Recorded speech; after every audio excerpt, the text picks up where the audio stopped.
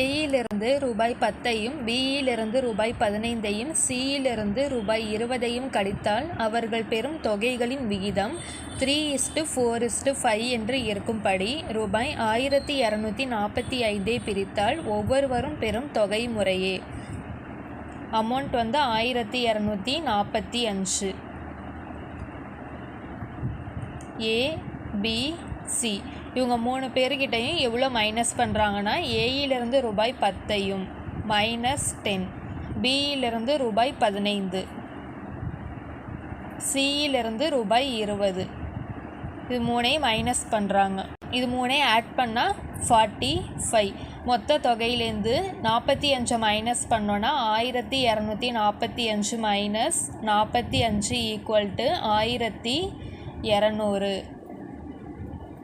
1200 A B C விகிதம் 3:4:5.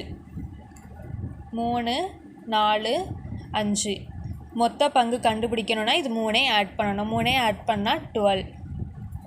1200 by 12.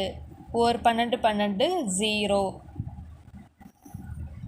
3 அப்படின்னா 3 × 100 300, 400, 500.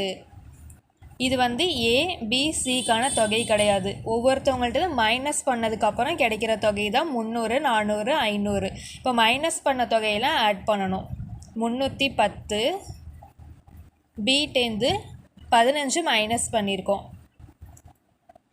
இப்போ பி 415, சி 500, 500லேருந்து 20 மைனஸ் பண்ணியிருக்கோம். இப்போ 520. ஒவ்வொருவரும் பெறும் தொகை முறையே 310, 415, 520.